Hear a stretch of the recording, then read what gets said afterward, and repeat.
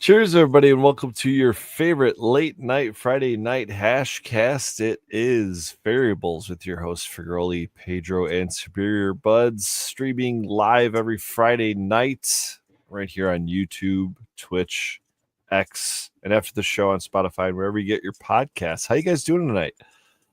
Who dis? Cheers, man. What's Doing going well. on? Cheers, everybody. Tonight we have got Genome Grows. Dude, I've been working close to for the last 2 years at least now. Started growing about 12 years ago. He said when he was 17. His landlord originally got him into growing, got him set up in a grow room and kind of gave him the reins and let him run. And currently working at Eden Extracts up in Parachute, Colorado here with me. He is the master, the lead, or the whatever grower you want to call him. He said his drive behind his gardening and to keep going in the industry is a daughter he lost a couple of years ago. So maybe we can scratch the surface on that as well. But extremely good grower. Work side by side with him to find the cultivars that we share with everyone out here. Genome Grows. What's going on, brother? Oh, not much. Thank you guys for having me again. Appreciate that. You know, Yeah, another night here, Friday night. Got a good old weekend ahead of us, you know. Absolutely. I'm looking forward to the conversation. As I told you before, it just kind of starts rolling and goes where it goes. So tell me about the landlord situation 12 years ago. Man, I once I was, around 17, 18, around that age, me and a couple buddies, we decided to get a house together, and we found this perfect spot down in Montrose, Colorado, over on 4th Street. You're probably familiar with it. I think I am. We ended up finding this really neat spot. It was a 2-story bedroom. It's $1,000 a month back then. And met my landlord, and he turned out to be like this really awesome grower. He brought me up to his ranch house, and he just had these 2 massive grow rooms where he was doing 100 plants in each room. Each plant was under its own light. It was in like 30-gallon pots, and he was doing soilless grows. And yeah, he was just killing it, and I was absolutely amazed and stunned. So I started doing some work for him, and then eventually I was at his house one day, and I was digging a trench for one of his electrical lines for his grow rooms, and he came up to me and he handed me a bottle of nutrients and a pH pen, and he was like, "Get to work, kid." And from there, man, I took off. I did everything that I could to learn everything that I could. Everything started with synthetics, you know. So I won't ever talk down on any synthetic grower, because I know what it's like. You can get some fantastic product if you know what you're doing, you know. So, but yeah, that's basically where it started, man.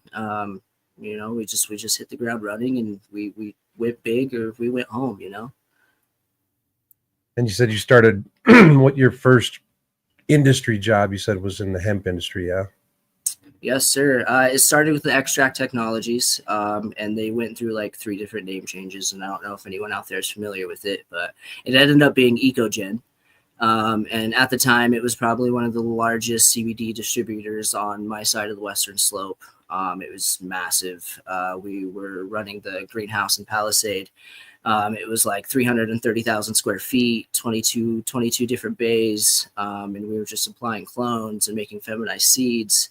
And at the time, we were the leaders in the feminized seed game, and we ended up doing a $20 million seed deal that was the largest seed deal in the history of hemp, or that the cannabis side had ever seen. So that's a big accomplishment for me. I controlled and I did all of the reversals, the STS formulas, taking care of the mother plants, and making them get all the way through to the end until we had these really nice fine seeds.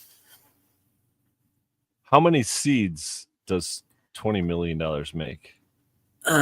It was roughly around 300 million seeds altogether. Jesus Christ. I can't tell you if all of them got sold, but there was quite a few large companies that came in and they would buy like a million seeds a pop. Blue Forest Farms was one of those places. They came in, they got 1 million seeds. First time I had ever seen seed counters in my life, and yeah, dude, it was crazy to be that young to see this big booming industry. Good shit. And how old are you again? I am 29. 29. Hitting that Yes, sir. prime time. Yeah. Hitting Yeah. that prime time. We're still kicking it. We're still running, you know. So what brought you up here to Eden working with me? So I have my wife, actually, she has a friend that works for Eden, and they're really, really close. I was working for Hava Gardens at the time. And they're just not the best people. They were taking advantage of a lot of my information and a lot of my skills, and I wasn't getting anything out of it.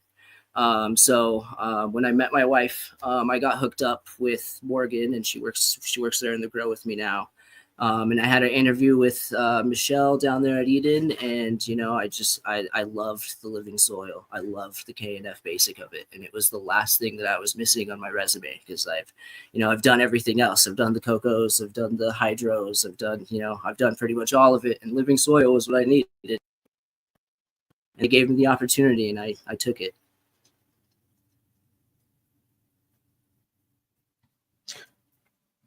What are we looking at there? Oh, some Frigroli shit. I think I got some of that back here in the refrigerator. I don't know if I dare smoke any. That'll kill me. I really think love it's the dab smell time. of this. Yeah, it might have to be dab time here pretty soon here. Oh, I got a fun story for you guys. While I was on the road, speaking of raspberry parfait, sorry to Just by that, it sounds like a fun story. So I'm interested. So, as one does, I pull up to this one location in which I was hoping to get some pizza from, right? And this one pizza place was inside of a much larger place. Think a mall, right? And so I had to go park my car. I had go walk through the parking lot, enter the building, go find the restaurant, and go get my pizza, right?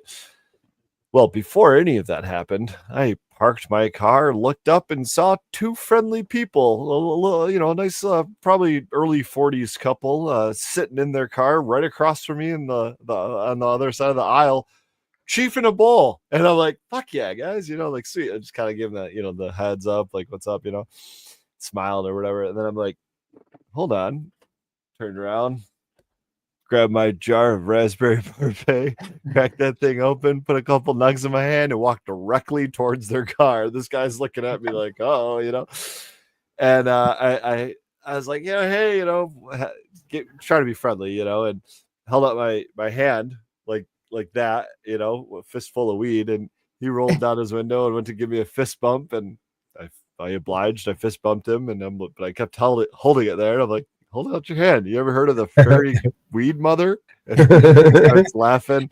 He opens up his hand. I drop 4 nugs of raspberry parfait in there, and him and his wife were both just like, "Oh, yeah!" That's awesome. I just walked away. Didn't say a word. That's hilarious. Yeah, it's fun. It's fun stuff.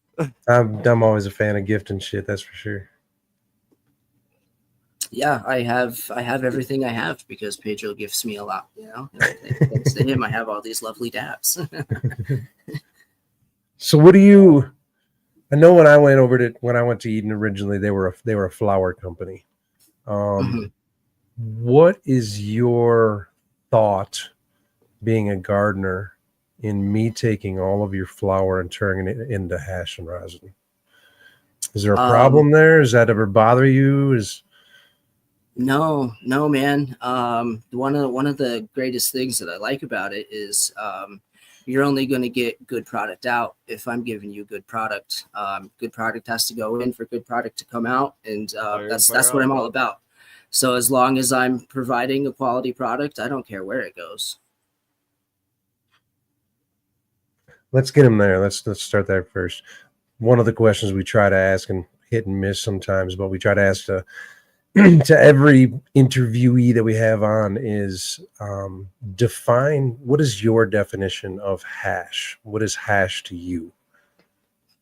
Hash to me is concentrated trichome heads. Something that the bud structure grows, and through a pretty challenging process, it's knocked off, and you're left with this beautiful trichome head product. So is rosin intact. or Yeah, intact heads, or can they be melted or slurified? good question. There you go. There you Do they go. have to be intact I'm sorry. heads? Say that one more time. Do they need to be intact heads, or can it be, like would, for example, a pressed head turned into rosin? Is that considered hash, or is it only intact heads? I would like to say that rosin is its own end product, because you got to make hash to make rosin first. Does that kind of answer the question? That's kind of how I see it. Is like it. You got to wash first. You got to make your hash before you can press it. So I think That's rosin. fair, but that doesn't apply to BHO. You don't have to make hash before you make BHO. So That is true. Okay. if rosin's not hash, I'm going to assume that BHO is also not hash, because it sounds like you're really talking like intact heads. Right. Okay. That's where I think I've landed over the years. Same with me too. I feel like hash is heads, and rosin is different, and BHO is different, and then I disagree. I go with the textbook definition that it's the concentrated oils of the cannabis plant, and it doesn't matter if it's rosin. BHO, I agree. When screw you, we don't care what you think. when we found the definition, it made a lot of sense, but it's still one of those so close to kicking.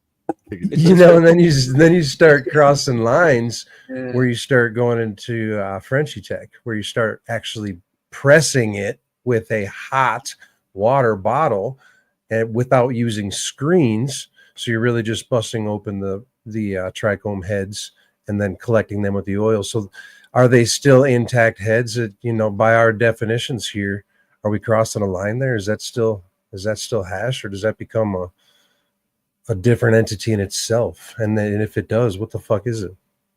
I'm gonna take it down. That's a good question. Yeah, you guys got some good ones. Yeah, man. I don't know. It's hard to define it for sure. There's a lot of variables. But I just think that if you, at the end of the day, if you're willing to put in the time and you're willing to go through the process, and you're putting out a good, clean, quality product, you can call it whatever you want.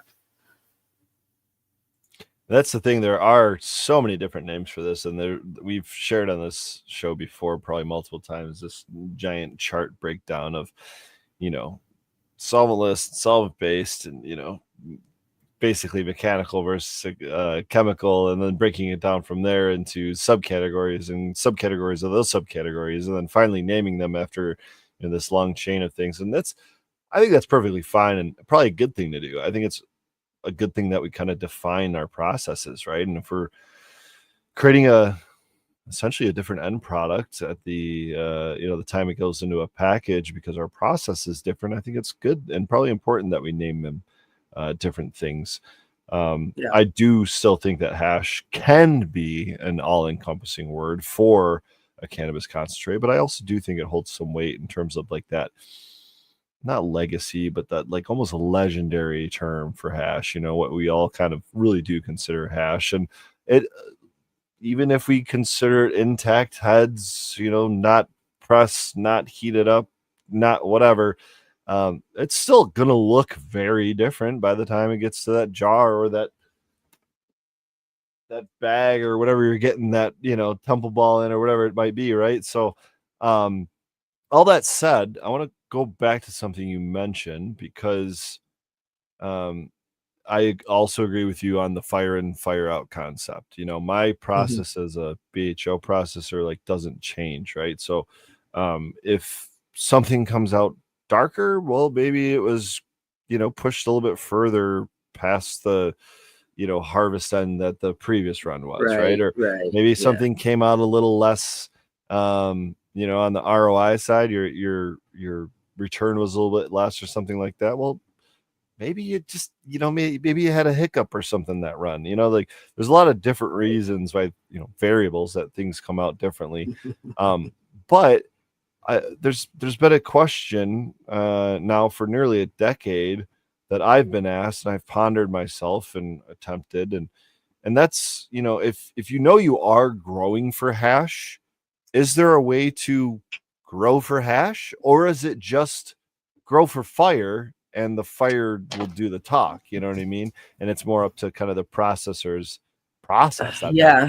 Yeah, so like that's a really good question. I, I think it depends on like why are you making your rosin? Why are you making your hash? Are you doing it based off of, are you getting a good percentage out of your wash? Are you getting a good percentage? Because at that point, then find the strains that wash well and only run them. I love variety. And I really want to see what a strain can do. So if it looks good to me, if it smells good to me, if it has this amazing structure and beautiful trichome head count, then yeah, I'm going to say that this is going to be some good product. Let me send it to Pedro. I want to interrupt that.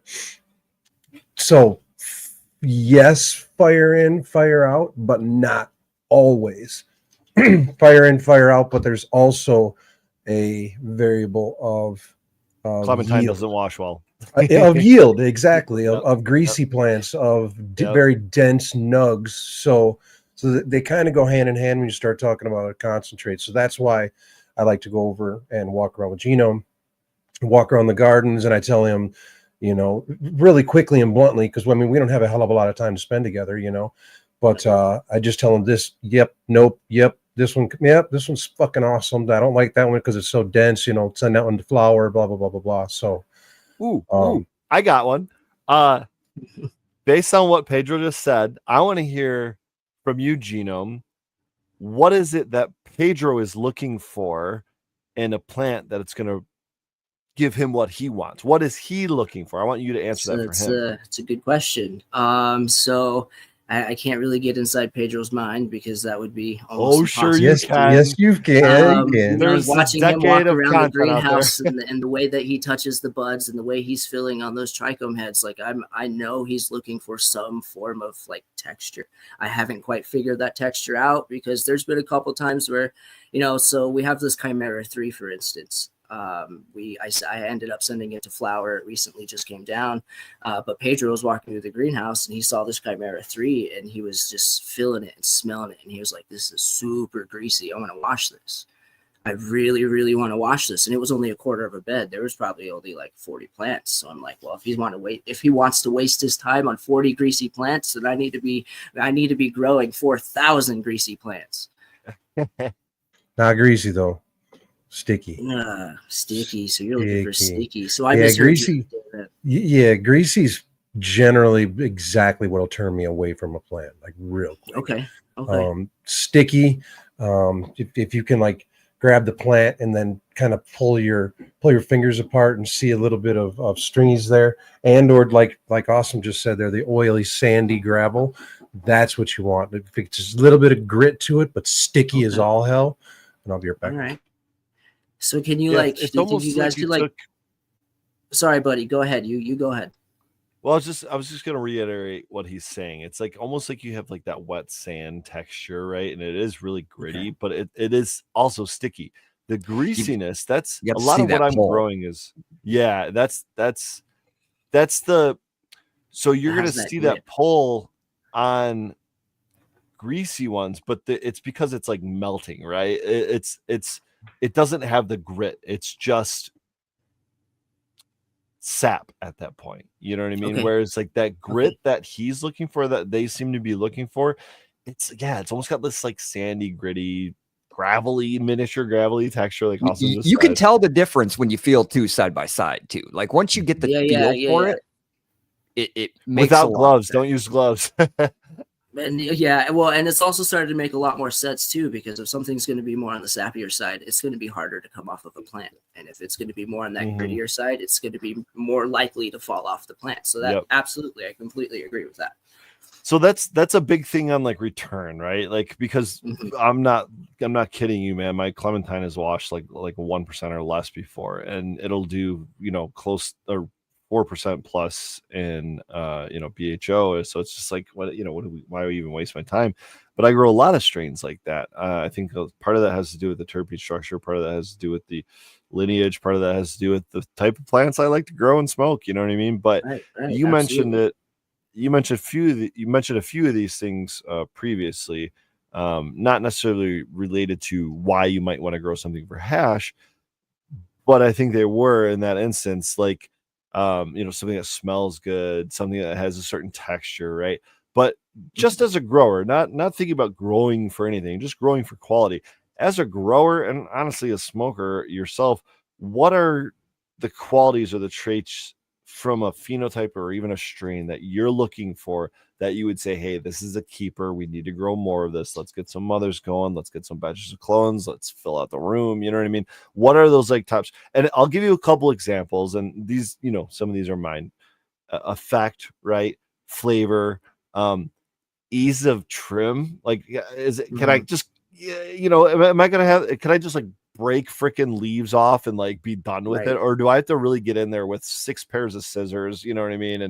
And just spend all day trying to manicure this thing. So what are like, I don't know, 3, 5, something like that, the top traits of like just a plant, the cannabis plant that you're looking for? So definitely ease of trim is a huge one. That's going to be a big one for me. Ease of trim, definitely it's in vegetative state for me. I also want to see how many clones is it going to supply me? Like, is it a good provider of clones? Because if it's not a good provider of clones, I'm a huge commercial guy. So like I need supply all the time. So clones are is a number 2 for me.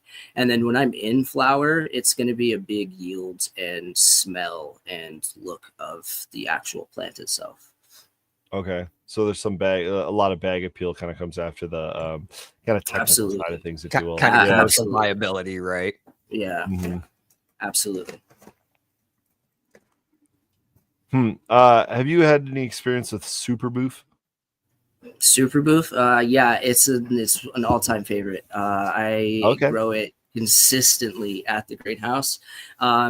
Cherry Paloma and Super Boof are my all-time favorites right now. They look amazing. They yield fantastic. They wash like you wouldn't believe. I think we're getting like a 5.2% in a wash on our Super Boof. Wow, nice. Which is like fantastic. And it ceases to amaze me every single run I put it in a room. Like it. Now, how would you describe that terp profile? There's definitely some gassy fruitiness to it. But the gassiness hits me first on it. And then once you get over that gassiness, you're just filled with like these purple fruity scents. And that's kind of the best way I can explain it. Like, sorry to say purple's the scent, but like that's the best way for me to say it. Which one are we talking about, Boof? Yes, sir. Super Boof. I get a little bit of a citrusy tone with the gas in that. Well, not a little bit, quite a bit of it actually.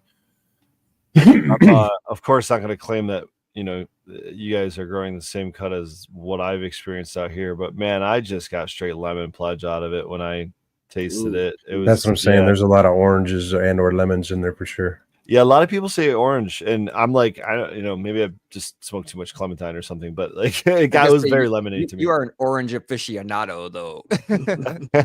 Well, I one orange, you know what I mean? Like, well, no, that's not true. I guess I've grown quite a few different like tangy related strains, but and smoked a lot of them, obviously too. I really, really like my tangy strains. Yeah, somebody I got a friend that's growing cherry Paloma right now. I was going to say somebody put that cherry Paloma in there. That's probably my favorite one. That's probably my favorite one right now. You guys, Pedro, you guys just did a Super Boof cherry Paloma mix. Oh my dude, yeah. And it is it's insane. I call it Boof and Cherries. I love calling it Boof and Cherries. I think it fits really well. But it is super terpy. And it's an all-time favorite right now. Are you familiar with the like test results of the stuff you're growing? Like, do you or are you already on to like the next grow by the time the test results? So pretty typically I'm on the next grow. The results that I see are typically what Pedro and the wash guys will input into the harvest logs in our systems.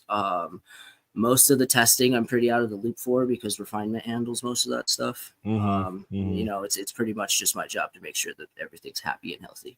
That's the same way, unfortunately, if I want to be privy to the terpene analysis and the THC percentage analysis, I've got to go kind of hunt that down. You got to remember that, and I've said it 100 times here, it's variables, right? Are we growing and processing in our basement, in our garage, or are we doing it on a commercial scale? And when you start moving to a commercial scale, man, there's just some things that, post processing has to do, or the cultivation team has to do, or this, and we can all see it at the end if we want to, but we've got jobs to do as well, Yeah. So what's your favorite way? I don't know if anybody asked, but what's your favorite way to consume overall? Up the butt, or do you like? Speaking of I like my flower in joints. It's for me, it's like just the best way to taste my terpene profile when it comes to my flower. I assume as a like a real true grower, you can roll your own joints, right? Yeah, yes, I can. Dude, yeah, I suck at rolling joints. Can't, okay, I can't, dude. I still have to use a fucking roller. It's funny you mentioned that, because for the longest time when I never first rolled. started growing, I was like, "There's absolutely no reason for me to know how to do this. I'm growing it. I don't need to roll it. Here, roll this, and I'll just pass it to my buddies. Like, I put all this work in, roll this for me. That's but, fair. Recently, we're not that selfish. I got a funny quick story that's related. We okay, so is it a squirrel or a bird? What am I hearing? I got two birds in my living room, so Okay. it's me. Sorry, guys. That answers your question. No, it's all I got good. two parakeets. I live in the It's woods. for my daughter. She birds are her absolute favorite thing in the world, so we had to get her some. That's awesome. I wasn't sure. I had to confirm. I thought I was a bird, Yes. but I'm not seeing one. So I used to have a cockatiel when I was young. This isn't as cool. I raised a Tasmanian, what do they call it? A Tasmanian quail, when I was like in 5th grade or something, like 4th grade. I don't know, something like that. Now I've got 25 chickens. I was gonna say, how do you end up with a Tasmanian quail as a pet? How does that happen? School science project, I think, something along those lines. Okay. Yeah, It's a pretty wild science project. That's what I'm like. I don't think I've even ever heard of whatever. I've heard of a quail, and I've heard of Tasmania, and Tasmanian devil, and right. yeah. Mind. Shit, I'm losing it. No, it came back. So we were at the Polypolaire launch party here in Michigan this past weekend, both Superior Buds and I and some other friends of ours, and talking about, not being able to roll joints and never needing to roll joints and things of that nature, right? Especially as us as dabbers, right? Like, especially if you're like a full-time dabber, which I think all of us enjoy our flower too, but a lot of people, some people are just like full-time dabbers, so like you might not even have a bowl to smoke out of, you know what I mean, or like a bong, right. or you might have to go get those. You may not even have cones and papers. stuff. Yeah, Exactly. Yeah, probably more likely than not, because if you, like me, you spend a lot of time dabbing, you just never really got the skill to roll a joint, so you just buy cones. It's the convenience thing, right? yeah. Well, all that said, so we're standing around. There's probably, I don't know, 25 of us standing around this dab bar at the Polypolaire launch, and someone busted out. I think it was when he busted out the Chillum, which is like this like clay, like the actual like. No, not like the little. No, not the one hitters, not one hitters. No, okay, like the fucking real, like handmade. Okay.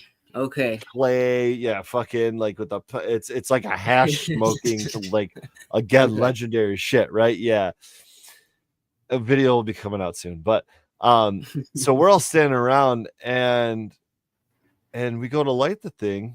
And of course, it's not an e-nail. It's not a, it's not a quartz nail. It's not a Puffco. Like, we got to use a fucking lighter. And he asks, "Hey, who's got a lighter?" We all start tapping our pockets and looking at each other. And we realize we're all hash makers and all dabbers, and no one's got a fucking lighter. It's like I might have a torch in my car. Exactly. Like, there's plenty of torches, but you can't, you don't want to torch this fucking clay piece. Oh, that's fantastic.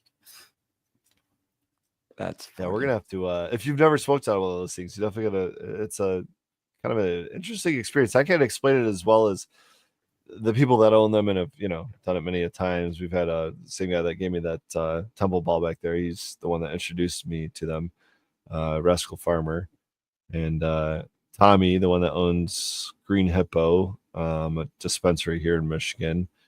He was the one that busted it out and kind of introduced the whole group to it and educated us on it and shared it with us. I think it was how old?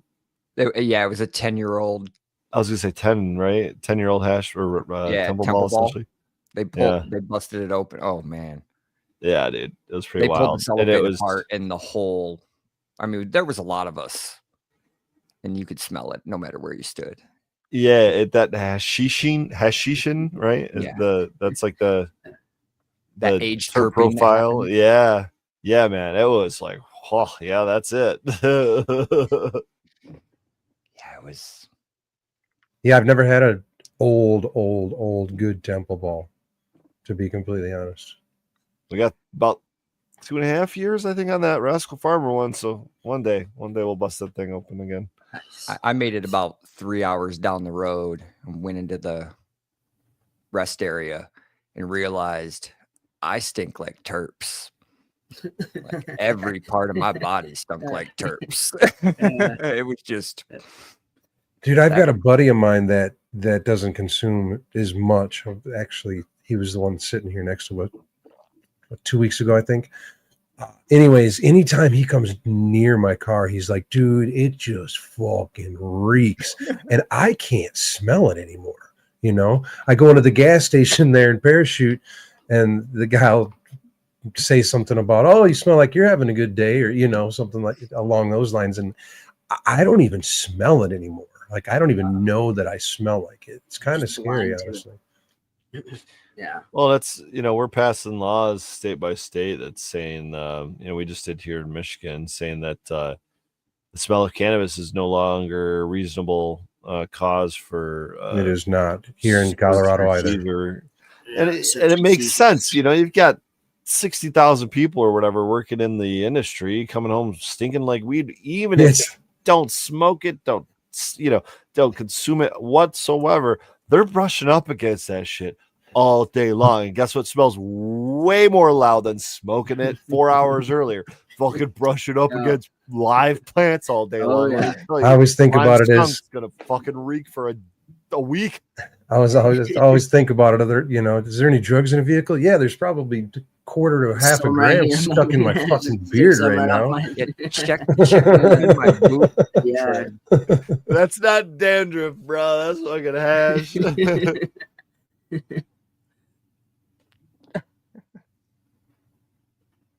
So what else? For girl, you come with a list of questions. Get on it. I might take another dab over here. Yeah. Shoot, guys. I'll give you my best. All right. Tell me about the first time you ever smoked. There's a good First time I ever smoked, I was 15. A bunch of my friends. We gathered in my older friend's apartment bathroom. There's like 9 of us in this tiny bathroom. So everybody's like in the bathtub, sitting on the sinks, sitting all over. And we only had one bowl of flour, so we were like, all right, we gotta make sure everybody at least gets a hit of it.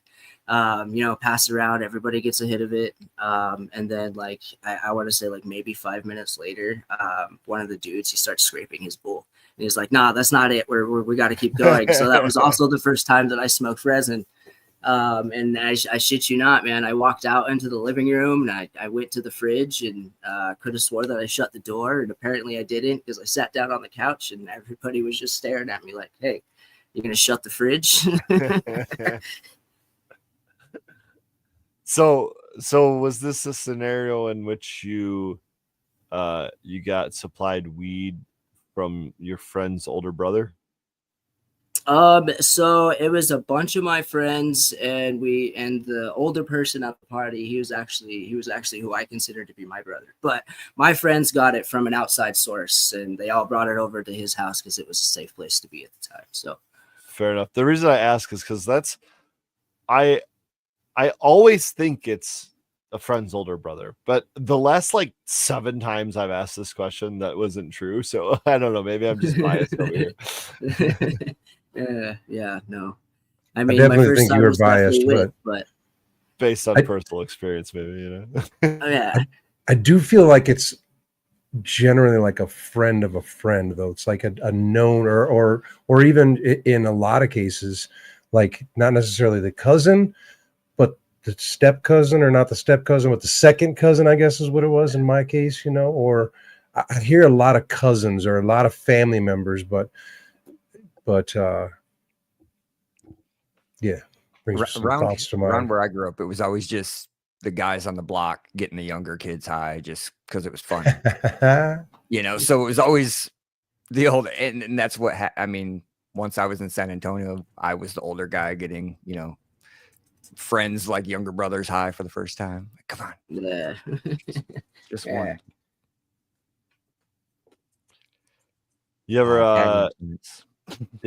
you ever had like a I mean, I'll call it a bad trip, but like a bad trip, bad experience on, like, you know, took too many edibles type situation, took too big of a dab, like, I don't know. Yeah, so I stopped smoking weed for I want to say it was probably a good 6-7 months. And when I decided that I wanted to start smoking again, I thought that I could just take off where I left off, and I decided I was going to do this fat rosin dab, and you know, took it to the dome, and you know, 5 minutes later, I'm starting to have a panic attack, and my vision starts getting all wavy, and yeah, dude, it was an insane moment for me. Like, it made me scared to start smoking again. You know, so I had to get back up on it and start super slow, but you know, once I was able to get it, dude, it was good from there. But yeah, I've definitely had my psychedelic experience from cannabis for sure. It's pretty wild, man, because you can definitely, like, you know, I don't know if it's a tea break or whatever it might be, and maybe this is what, you know, some people are experiencing that turned them away from it earlier on, and maybe we just forgot that we got past it. But I definitely remember like a few experiences of smoking just flower, you know, out of just you know, a cone, a whatever, like a hand rolled joint, something like that. Mm-hmm. And walking outside into the driveway and looking at the street and being like, I definitely didn't take mushrooms today, but that street is melting like I took mushrooms today. You know what I mean? And it's just like, it's the class of psychedelics, and there's whatever it is. I don't know if it's a tolerance thing, a terpene profile thing, a time and place, you know, that kind of situation kind of change. Or like a combination of multiple all the things, variables. right? Yeah. I had one of those situations literally this Monday. Trying to get the lungs back, you know, taking so many fucking big dabs, I'm learning does have a little bit of a negative effect. But anyways, so I literally went an entire week without consuming. I didn't dab, I didn't take any edibles, I might have taken an edible, but I didn't do much consuming at all for an entire week. And I know it's just a week, but Andrew, the boy we worked with, took me out. I was in a little bit of an irritated mood that morning. Imagine that. And he took me out and gave me a dab, and I just took the first rip off the rig and gave it back to him. And when I came back inside, man, my hearing was doing the woo, woo, woo kind of things. Like you said, the vision was kind of tunneled and kind of felt a little weird. And I told him, I said, this is literally the why in the road. This is where an inexperienced person can freak the fuck out, or an experienced person can realize that this is gonna, you know, peak out and it's gonna be okay. But I was literally at that spot where this could go one of two ways. Either full meltdown, or just remind myself I've been here before. Yeah. It just embrace it or run from it, you know what I mean? But there ain't no running from it because it's already inside of you, you know what I mean? So you just have to embrace it. That's like, I think that's part of why I've been thinking about this a little bit this week on my drives, my really long drives. I'm like, a lot of people shy away from quote unquote sativas and these like kind of an anxiety inducing cannabis strains, but I'm over here growing and smoking nothing but, yeah, there you go, paranoid, straight up paranoid strain. And like, I don't know, I can appreciate and often use and grow strains that help me relax and fall asleep at night, but that's when I'm going to sleep. I'm not really experiencing that, right? So when I want to experience the cannabis, it's something that keeps me going, keeps me ticking. It's something like raspberry parfait that keeps you conversational. It's something like lime skunk that gives you the motivation right off the bat in the morning to go fucking do anything. Like it's something like clementine that gives me creative ideas that are so silly, but could be viral hits if I had the time to make them on YouTube. You know, like right. Yeah, I don't know. Do you guys think that that may have a lot to do with the times that you harvest a certain plant? I don't know if it's just me. Is that but a I have variable? noticed that, Sounds like a variable. It could be a variable. I've kind of noticed that sometimes when I harvest plants earlier than I harvest other plants, like the earlier they are, the more heady, anxiety-ridden people might get. Whereas the longer I let the plants go, they're getting more of that couch locking. And I think that just kind of goes a lot to say with like hybrids, because we all know that everything's a hybrid nowadays. Yeah. But I feel like if you harvest at the right time, you could really get the effect that you're looking for. There's definitely genetic predisposition, but yeah, harvest time you can adjust that on some kind of Yeah, an early harvest is going to give you a higher CBG count, CBG count. A later harvest is going to give you a higher CBN count. We know that the higher CBN count is going to make you more couch lock.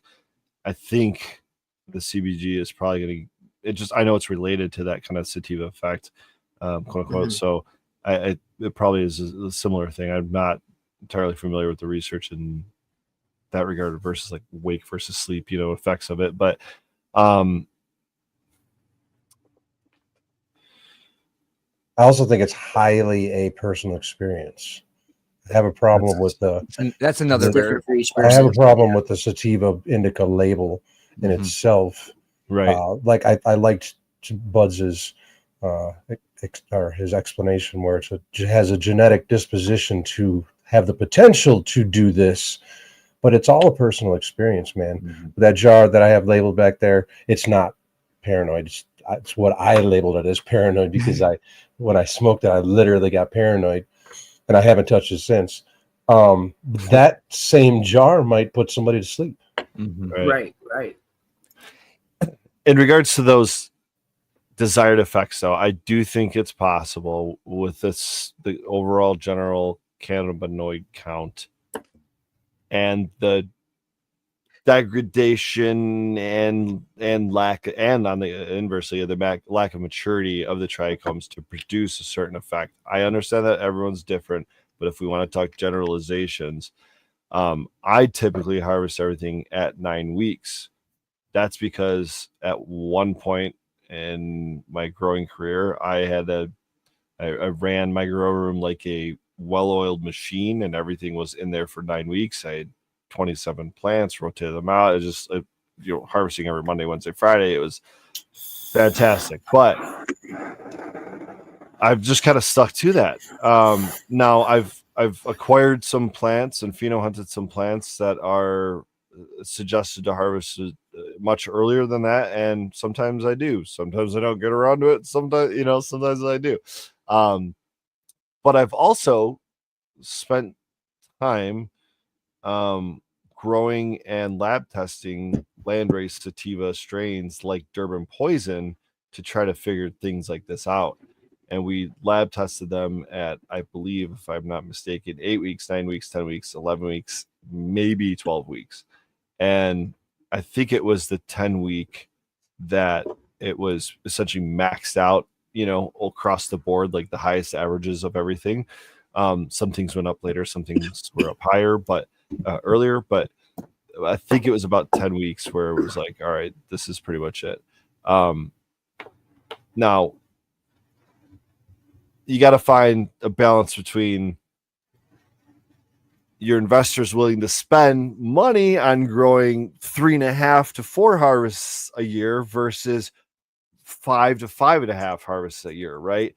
Right. If you're just growing out of your own closet, then yeah, you can kind of do whatever the hell you want. But it's a different kind of thing when we're like talking commercial versus personal. So I think ultimately, as you kind of mentioned before, Genome, commercial does kind of steer the direction of a lot of these things because guess what? If Super Boost's spitting out 5.5%, tastes great and works for everybody, maybe just everybody's going to grow Super Boost, you know? And that's, I saw that happen one summer. What'd you just dab on? I'm curious.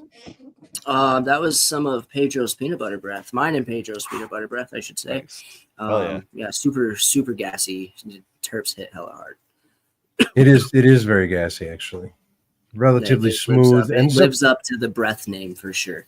Ends up being a little drier if you let it sit out a little bit too long. It's one of the ones that have a tendency to go drier quicker, which we've talked about 100 times. Doesn't deter me at all. But no, very gassy. Yeah, I'm all about it. If it holds up its terp profile, we're game. It can turn into whatever consistency it wants to turn into. You know, getting back to that, you were talking about harvesting early and, you know, changing everything early in Michigan's market. Remember, people started harvesting early because they wanted the blonde color. Mm-hmm. And I noticed a lot of our commercial rosin up here, it was very racy for me. Mm-hmm. Much different than my rosin. So I think the market's a little balanced out better, but I think there's still some producers that pull, 8 weeks to get that extra harvest. Right. It's like, and that's kind of where we're at. If I had a little more pull or a little more say where I was at, some of the strains I definitely let go a little bit longer, especially for most of our sativa varieties. But the CEOs, they want, 8 weeks. I don't care. I want 8 weeks, 8 weeks, 8 weeks, so it was just fine. It helps us be on a perpetual cycle. But I think that at the end of the day, they could be getting a lot more out of the plants that they're growing if they just gave them some time. I concur. You gotta prove it, man. You gotta do the math, put it into a fucking Excel spreadsheet, and then show it to them. You know what I mean? It's like, yes, okay, your costs are this much per week, and yes, we're gonna increase them by 12.5% or whatever the fuck it actually is. But if we're getting this much return on it, and we're able to sell it for this much more or whatever, just it's all dollar values and fucking numbers. Unfortunately, that's all they want to hear. Yeah, unfortunately, the likes of us are too emotionally tied to the terps and the fucking way these things grow, and the history behind the plant and the medicine. That we want to grow for like quality and not just the fucking dollar bills, y'all. But that's why they employ people like you guys to fucking hold that shit down still, Yeah. And thank goodness, because, man, I'll tell you what, Genome, and you'll have to – oh, he's leaving us. But I was going to say Pedro will have to confirm whether or not this is true. But I'm not the biggest fan of rosin. I'll be honest, and that's a huge reason as to why I still do hydrocarbon extracts is, apart from the efficiency of it all, I think the ability to just capture that wider range of terpene profiles, like we were talking about earlier with like clementine, lime skunk, and these greasier strains, right? Mm-hmm. But I like it a lot, and so I shied away from, I tried rosin, I had a press, tried it all. I just didn't really like. I had some professionals wash some of my stuff, and it just never really like tickled that itch for me, I guess. And it got to the point where I had tried so much bad rosin that I'm like, what the fuck is happening? Like with this market, you know what I mean? Like I'm coming from some of the best BHO to like just the broader market of things, and it doesn't matter if it's rosin or BHO or distillate. Like the broader market things of things is going to have a broader market of bullshit, And maybe I was just getting a lot of that, but I was not impressed. Okay. Mm-hmm. And then finally Pedro did his over the mountains football toss with some rosin and landed it right in my hands, and I kind of fell in love, man. He really opened my mind and my lungs back up to rosin, and the ability for it to capture at least certain terpene profiles, and still I never questioned the effects on it, like the effect it gave you, but it was a lot about the terpene profile. And then of course I always just say you guys are they're working harder than they need to be, but they're always like adding extra steps and stuff. But yeah, he really impressed me, man. And I've been fortunate enough to have several really quality jars come across my desk, if you will, since then.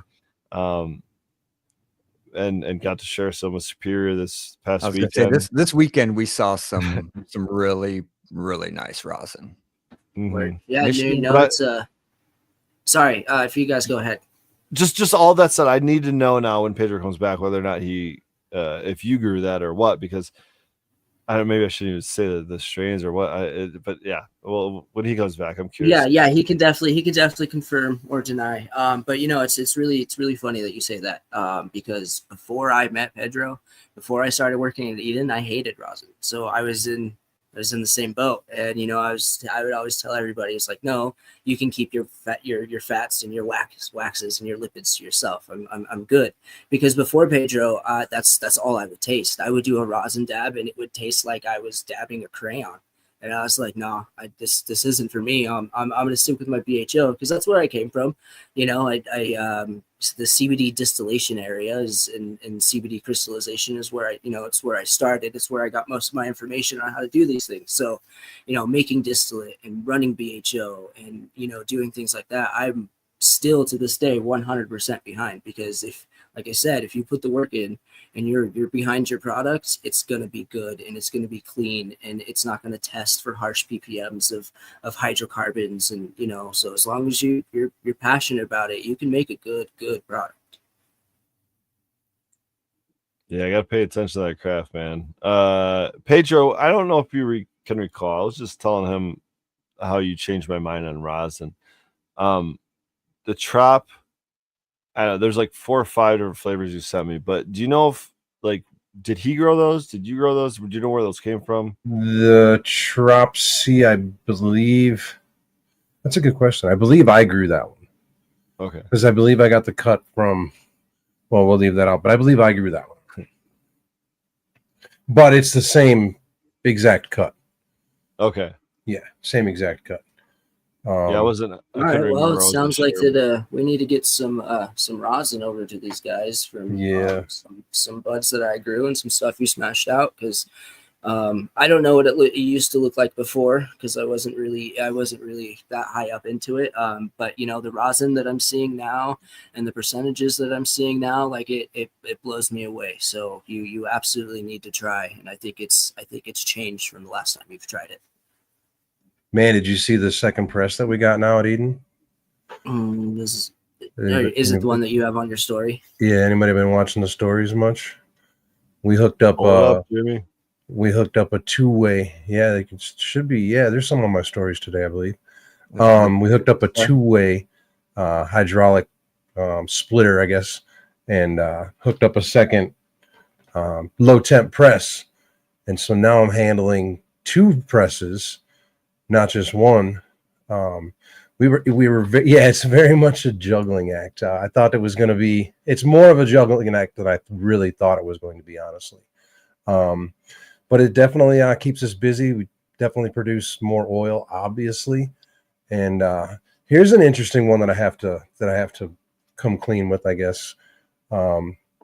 The temperature sensor that I was using before, obviously the LT3 and the LT2, the one on the left has an LT3, the one on the right has an LT2. Obviously they have probes, right? But there's going to be inaccuracies depending on the system that's supplying the power, as in the delay of it supplying the heating power, if you will, and literally the rods that are, I got my puppy down here driving me nuts, the rods that are detecting the temperature of the plates. But anyways, I had a temperature device, and it was being affected greatly by the reflectivity of the plates. So we got a different one in, and I'm realizing that even though my temperature is set for 70 or 65 degrees, I'm running about 5 or 10 degrees, maybe even 15 lower than that. So this here that I've been pressing is all probably about 155 degrees. And I just press based upon the look of the oil anymore. I can watch it and read it. So I actually have the one on the left set at 10 degrees higher than the one on the left, and that just absolutely proves the look at this one. This one's awesome. It shows the viscosity of the oil here, how super thick, cool it already is. But anyways, that just shows the inaccuracies of the heating elements and the temperature sensors and whatnot. But man, doing it with two presses there it's been fun. Yeah, double fist and presses, dude. Hell yeah, that's what I'm talking about. I got a question for you.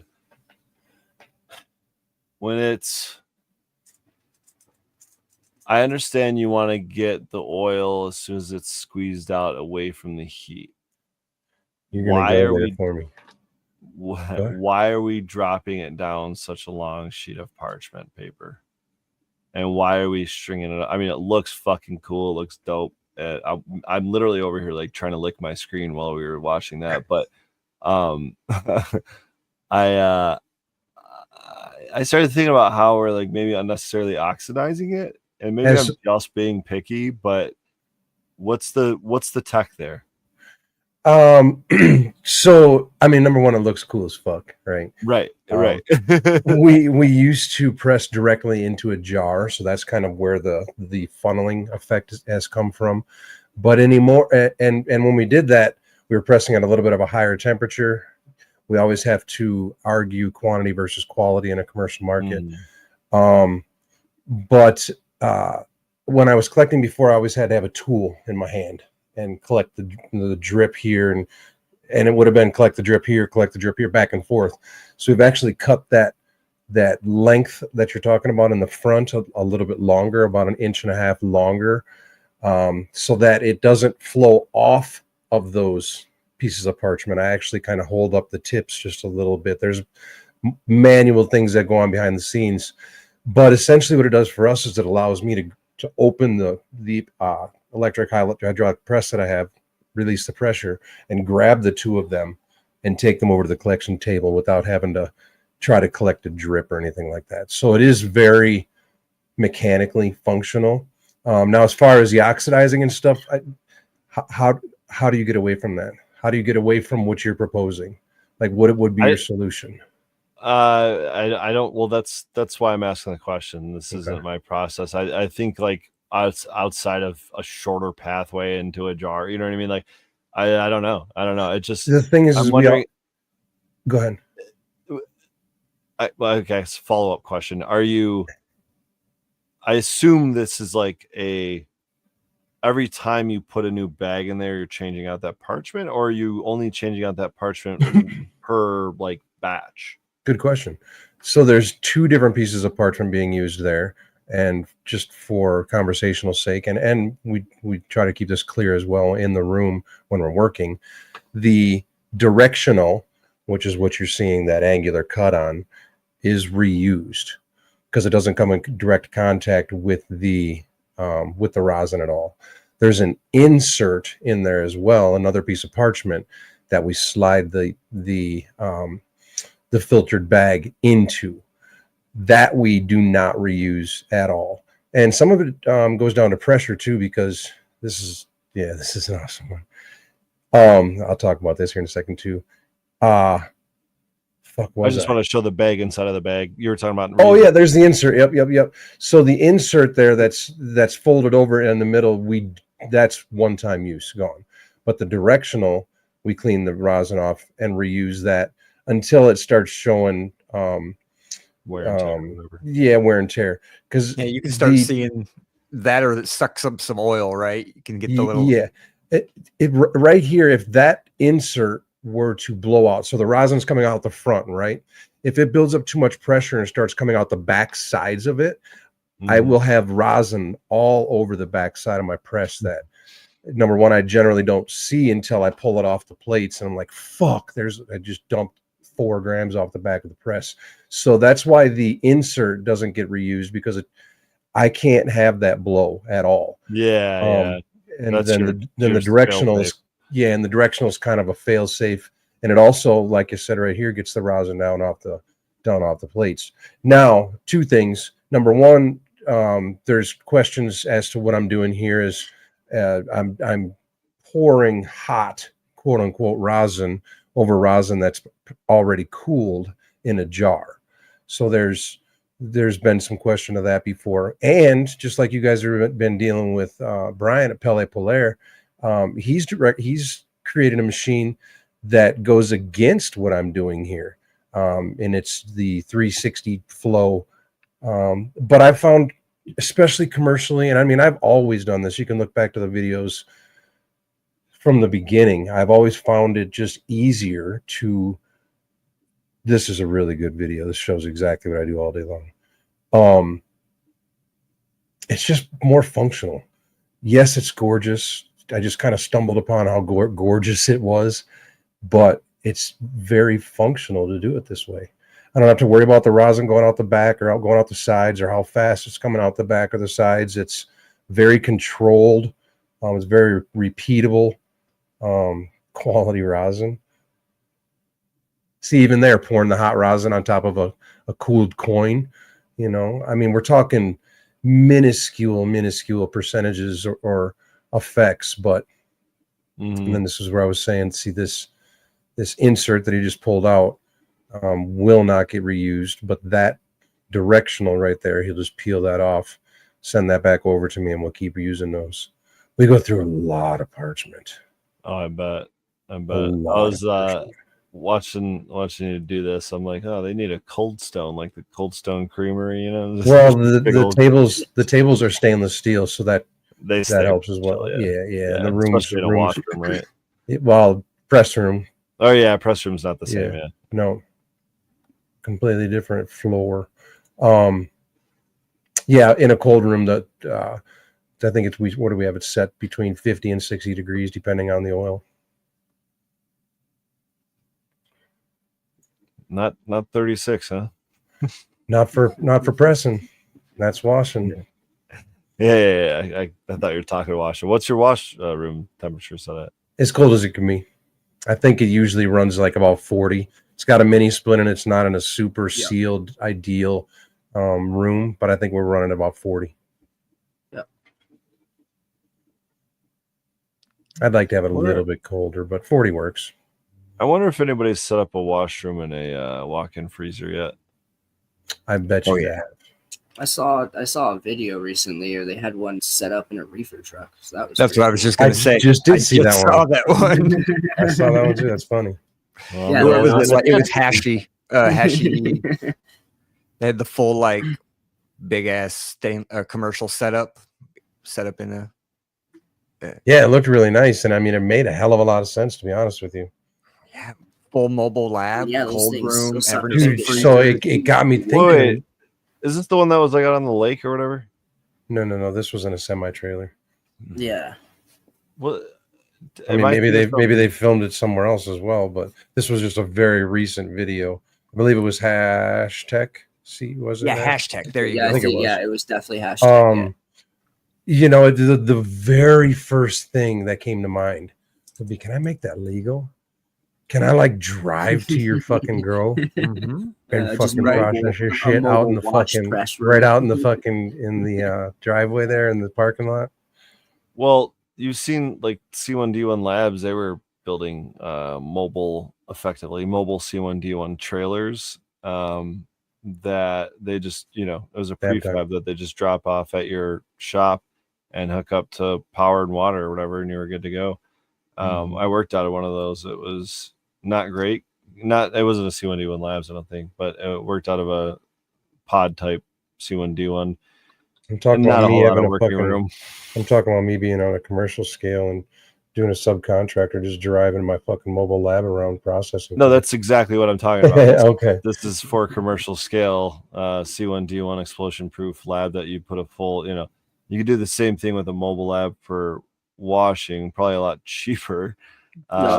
Just spend more money on the HVAC, I guess. But yeah, so I looked into it, Pedro, and because I'm like, hey, like if all it is a power hookup and shit, like why can't I just take this shit from one spot to another, grab myself a semi trailer, go work at, I don't know, maybe someone wants to hire me for outdoor season, someone wants to hire me for this new indoor bulk they got for 2 weeks, just drive this bitch around, hook it up to a power like RV setup, Well, turns out every setup needs to be like certified and inspected and all that, and essentially relicensed every time it moves anywhere. So and the transfer of product, if you have to expensive.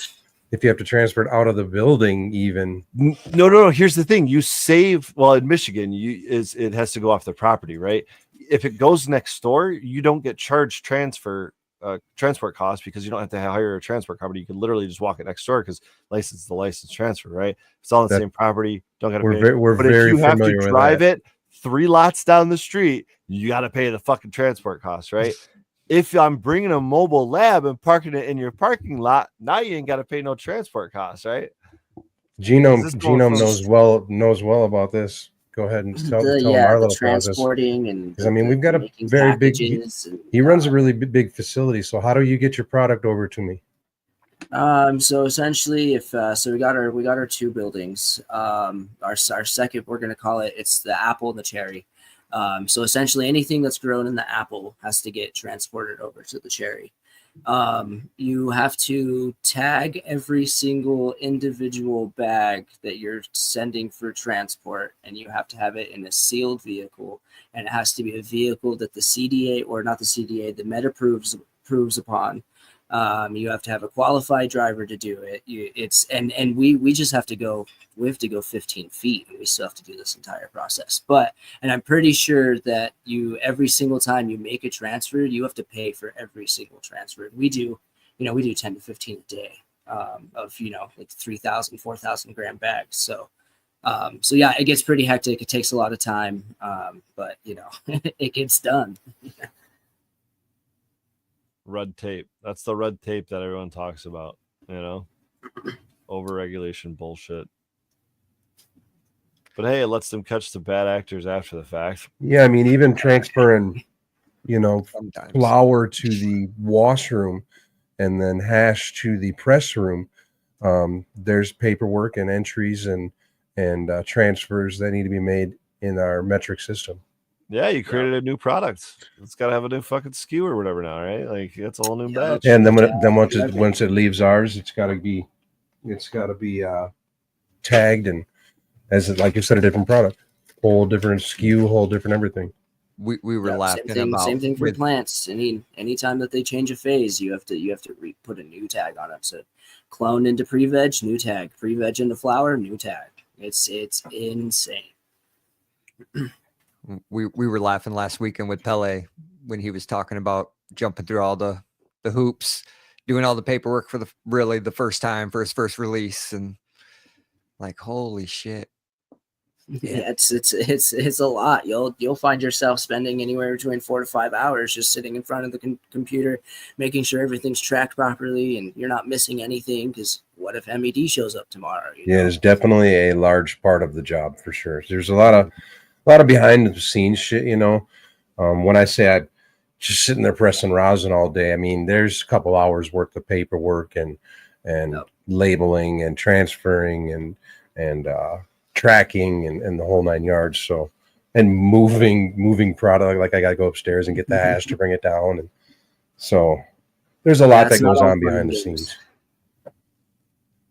but I love it. I mean, it's what I drive. I trade it for the world. I drive 2 hours one way, 3 days a week. It's still more than I ever expected to see in my lifetime. I know, right? It's ridiculous the amount of product. We sat down and did the math, and I think I think I'm at like 750,000 grams of rosin produced. And I don't even remember the time frame that was. It's just absurd numbers. Once you get down to it. I mean, when I leave the room and I've sent upstairs 1,600 grams, I mean, that's 4 pounds of rosin 4 pounds of rosin that I've sent upstairs. Not hash, not rosin, you know? Yeah, shit. I couldn't even tell you how much we'd probably do in a year in just flour. Because, every single bay that we harvest is coming in at anywhere between 615,000 grams per room to 750,000. We're hitting 35 to 42K a bed. Yeah, the amount that we push through those doors is insane. Like, Yeah, and never in my life did I think. And then he's up my ass because, of course, now you got to talk storage room. Yeah. Do we have room to store his flour before we can wash? Because we can't wash it necessarily. Well, we can't, and it's the same day because it's got to go in for testing and everything. Yep. So it's got to sit there for a period of time. And if he's back to back harvesting, then we've got to be washing back to back and pressing back to back. There's a whole system, and it can get bottlenecked in a lot of different places. Oh, yeah. By the way, your freezers are full. I got one spot left. I can put a bin in, and that's it. You're full. Oh my God, are you kidding me? All right, I'm not kidding. And then we start another harvest come Monday morning, so it don't stop, buddy. All right, I'll have Andrew get in there and wash it. Yeah, hopefully they have some weekend watchers. That'd be nice. He said he'd come in, so now we're talking business. Yeah. By the way, the fucking freezers are full. That was good timing. So that's going to be a problem. Yeah. Got me thinking about that now. You always seem to get it done. So that's variables, man. There's so many if you were to give us, and of course we're just shooting shit. We've already talked about this. If you were to give us another week, staggered even, between harvests, it would allow us to clear up. I mean, we can go through some product, we can move some space, but you can also fill some fucking space quick, Oh yeah. There's a lot of weight that comes out of those rooms for sure. And making all the adjustments and the changes that we've made, just in the past 4 months is going to be a game changer. And tell us about them. What are some of those changes? Freezers. So essentially, like I said, we're a living soil company. We do all of our KNF inputs. It's how we feed all of our plants. Recently, we just had Chris Trump come out, and bury us all in shit.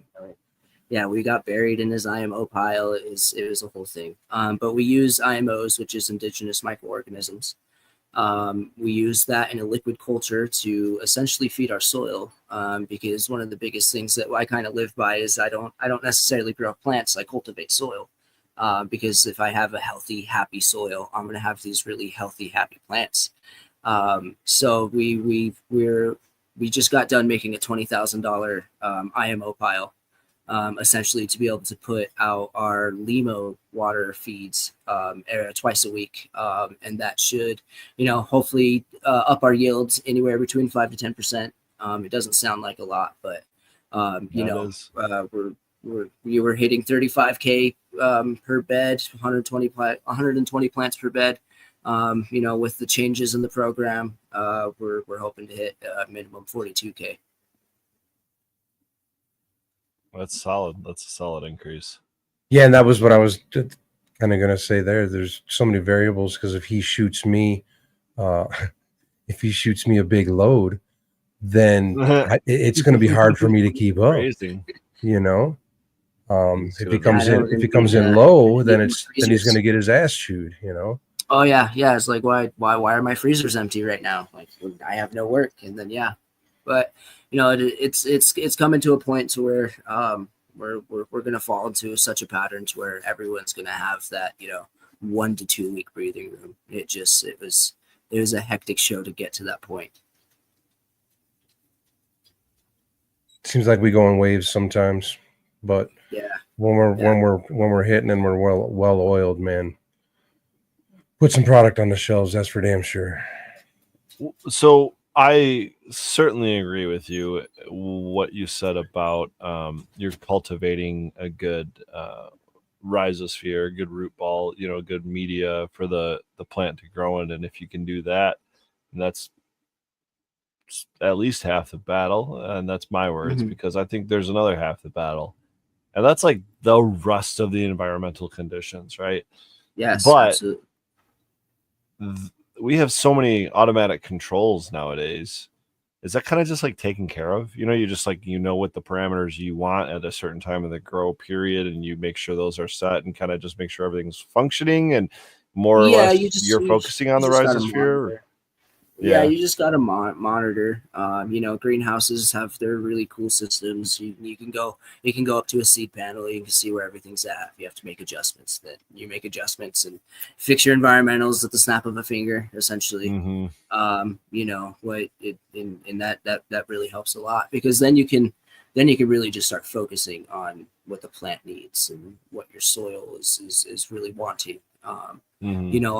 I'll do soil samples, I'll do tissue samples, send them out to the lab to like really nail what these plants need at the right times. So use a lot of science backing our program for sure. That's awesome. That's great to hear. And I'm sure Superior Buds will like to hear that you're getting repeatable results, right? Yep. Yes. Repeatable and consistency, right? Yeah, I love it. Exactly. And that's I think that's the main goal for everybody is the second you hit that consistency mark here, it's having the data from the science. Yeah, exactly. Doing the soil samples is so nice to be able to dial everything in. Yeah, and we work with the soil doctor, and he gives fantastic recommendations. As long as you're following what the soil is telling you it needs, and you listen to your plants, man, they'll give you what you want for sure. Mm-hmm. So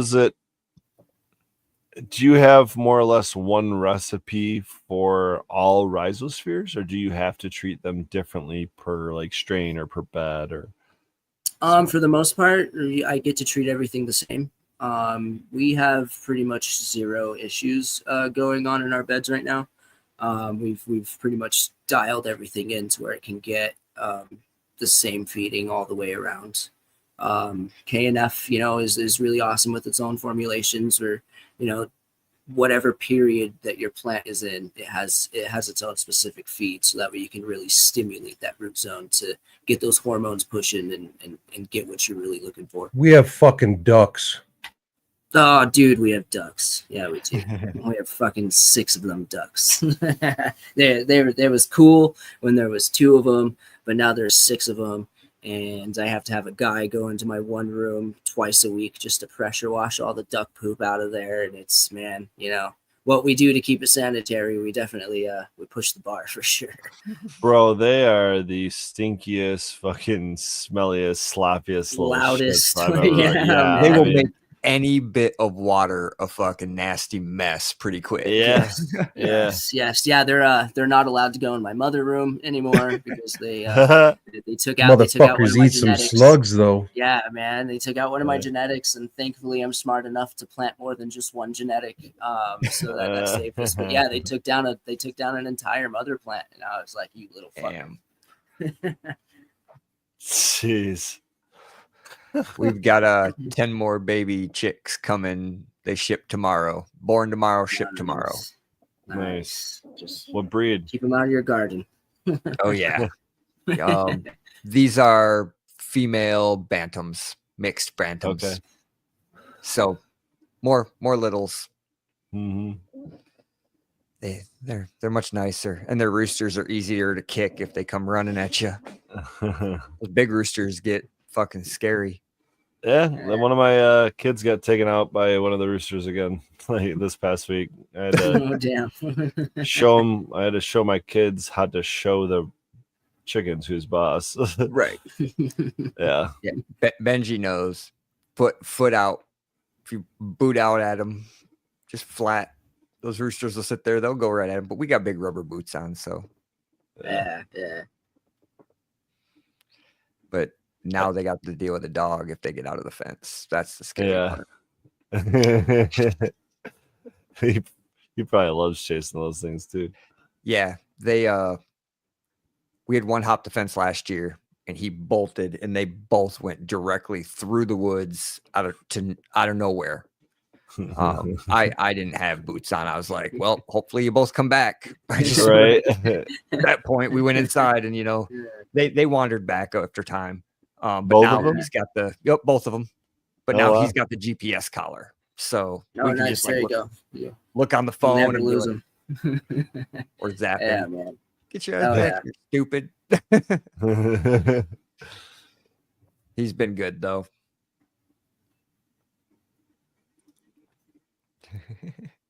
Well, cool. Yeah, dude, that was awesome, guys. I do appreciate the opportunity to be here. I've never done anything like this before, so it's a fantastic experience for sure. You guys are some pretty big names out there, so being in this podcast with you is it's fantastic. Yeah, it's awesome. Hey to man, have it's you.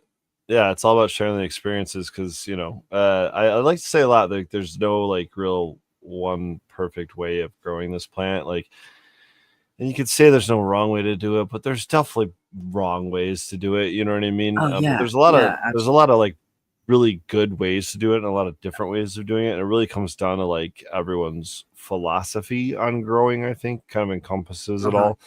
And Yeah. I swear, dude, it's not like any two growers have the same philosophy because there's again so many variables in it. It's like Mhm. you could be having the same common goal, but coming at it from such different methodologies, whether that's synthetic or indoor or outdoor, organic or no-till or regenerative. It's just like it's an endless supply of ways of doing things, and I don't know that there's like, I'm sorry, but a superior way of doing it. Like I don't know. No, yeah, I think you got to find what works for you, and when you find what works for you, you definitely got to run with it. I like to tell everybody, I'm like, it's really, really easy to grow weed. It's difficult to grow good quality cannabis. Mm-hmm. That's true. Dialing It is in really easy like to grow. 10%. Yeah. Anyone can get a harvest. That's where you start. Yeah, Just start there. Absolutely. Your first grow might be your hardest, but if you keep at it, man, you people are gonna love your product at the end of the day. I don't know, man. I don't. Maybe I'm. Was your okay? That's one question we didn't ask. What about like the first time you grew? Because you just said it. Maybe your first grow was the hardest, but it definitely wasn't for me, bro. Like I was blown away how easy it was, what kind of weight I pulled in such a small area, and how much I had to smoke. And like, of course, it didn't last me until the next, crop was ready. But the next crop wasn't ready for a lot of different reasons. Like I was fucking it up. Right.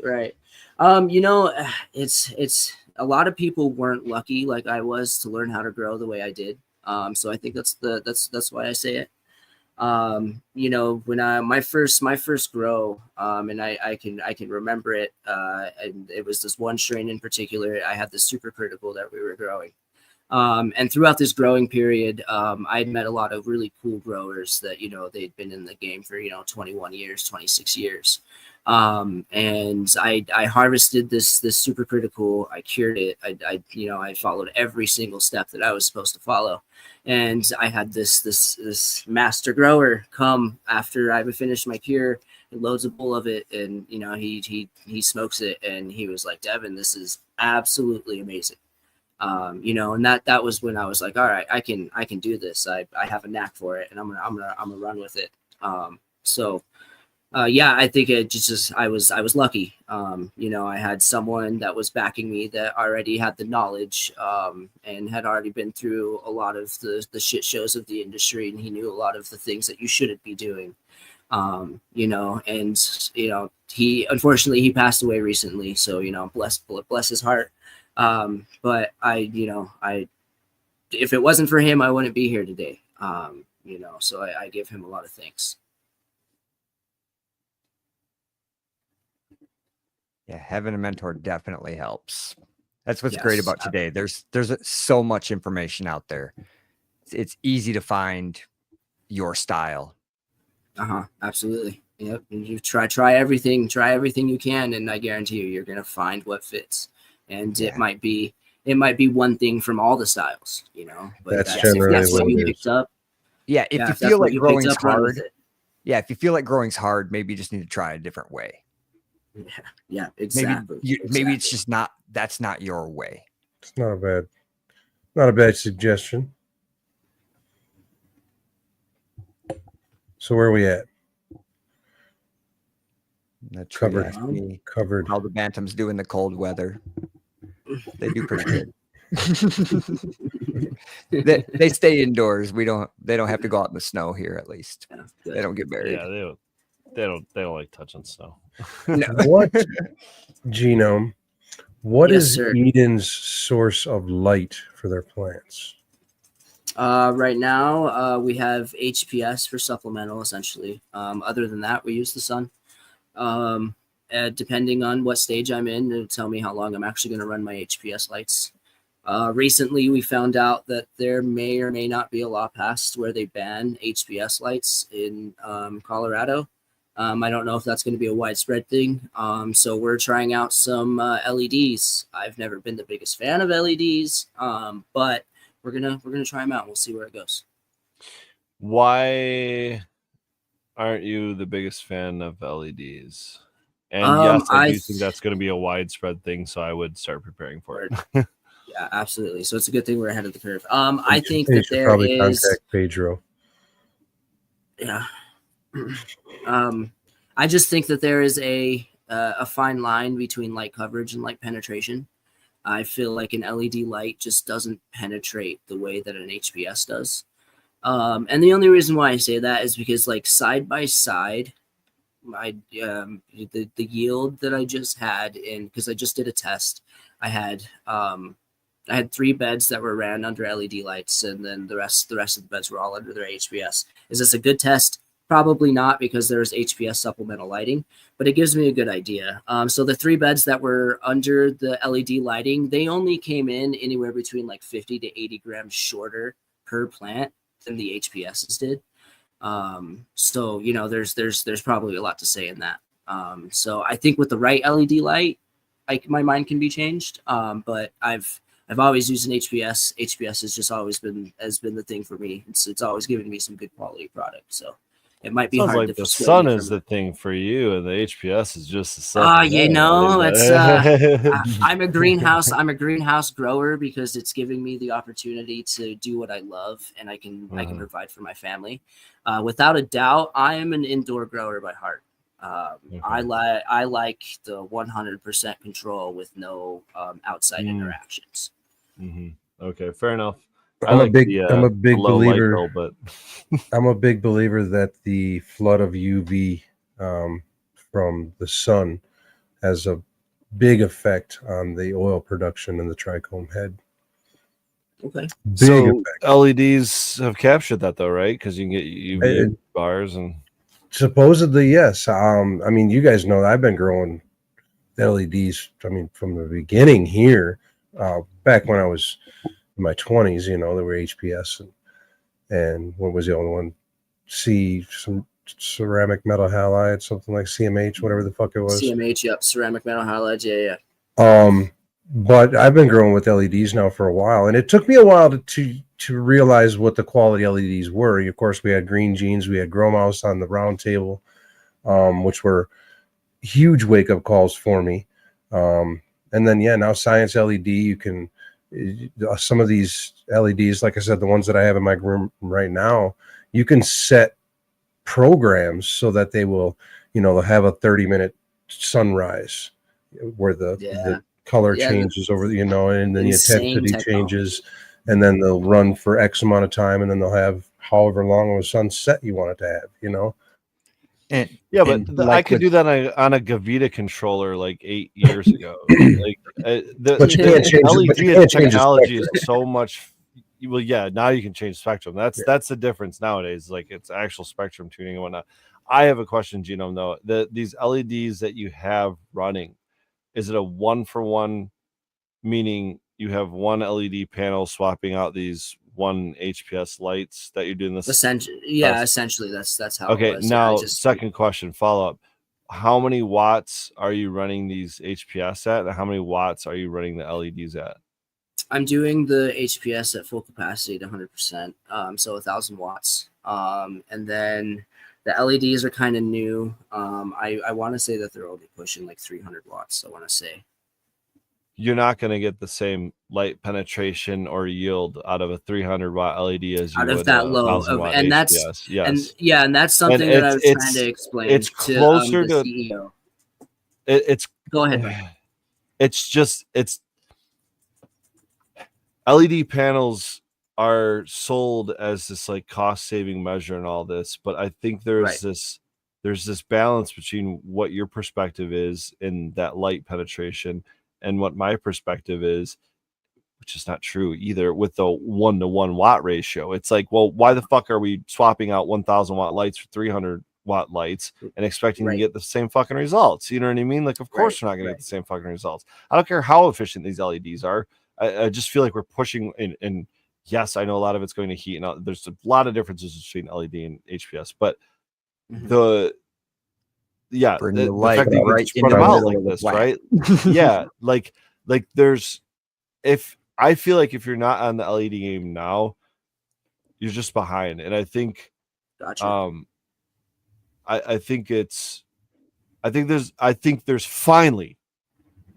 And I've been waiting for a long time. I've tested lights back in the Blurple days. But you know, I think it's finally absolutely time to invest in LED, because I think the technology is there, and not only in the efficiency and things of that nature, but also in the features, like the actual technology of it. It's gone past the point at which HPS will ever be able to do. And it's just like,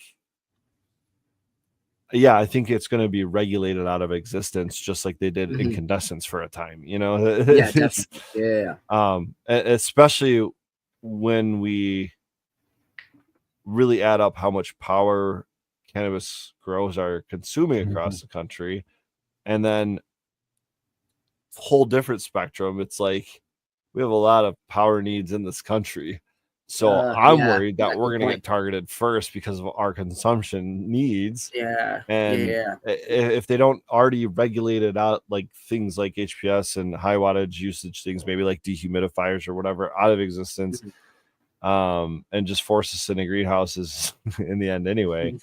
You know, I just like, I would try to get ahead of the curve, and I think getting ahead of the curve is probably investing in some like $1,200, $1,500 lights that you can get some sort of fucking rebate or some sort of deal, you know, commercial deal on or something.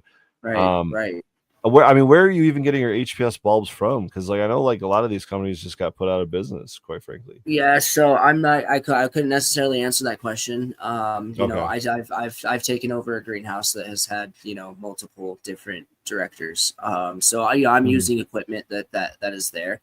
You know, I've switched out bulbs that people have told me that haven't been changed since the building began, which is 5 years ago, essentially. So you know that there's some downgrade in your yield and your quality there, because you know you should be changing your shit every year.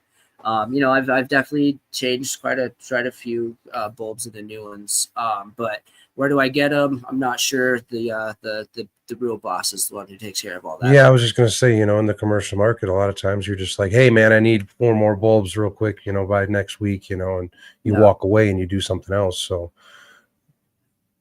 yeah, it's not really your job. You know, it might be your job when you're ordering them on Amazon or going up to the grocery store for your fucking tent or something in your garage. But, you know, when you need 40 new bulbs for 8 different rooms now, you know, like it's you gotta tell somebody to put the order in, and you just hope that the supplier will say, hey, you know, our supply of these is dwindling, you might want to tell your guys. Shit, right? I'm seeing that popping up in chat right here too. Yeah, I haven't grown with an HPS bulb for God knows how long. I still have a Raptor hood in the shed for some stupid reason. I don't know why I still Oh, I have got man, a dozen Magnum triple XLs out there. I don't know what the fuck to do with them. I Make got a an 8 reflector by- and Dude, try I to used catch some to satellite I rays or used to something. use the dual hybrids. They're HBS one side and metal halide the other side. Oh So yeah, I remember yeah, those. dude, those Holy things shit. things were dope. Yeah, those things were awesome, man. So funny. Yeah, the I first do dual miss those spectrum days. light. Yeah, man. So That was the shit though. I'll tell you what, man. I did some testing where I swapped out metal halides at like the last couple weeks of harvest. I dropped them in the middle, in between sets of 4 HPSs. I put like a metal halide hanging vertically.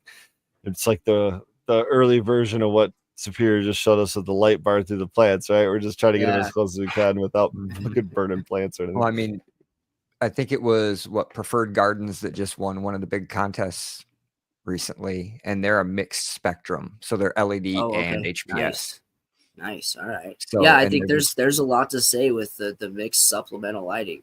That's why I Right. said the LED test that I ran probably isn't sufficient because I had all this other HPS lighting in the mix. So, but again, like I said, the LED plants only came in like 50 to 80 grams shorter than my HPS. So there's something to be said there for sure.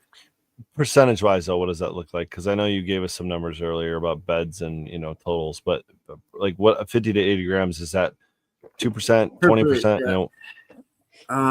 Yeah, it's kind of hard to gauge. I'd probably say it's probably right around the 20%. Wow, so that is a big difference. Yeah. Well, if you're talking about a bed has got, was it a whole bed that we tested?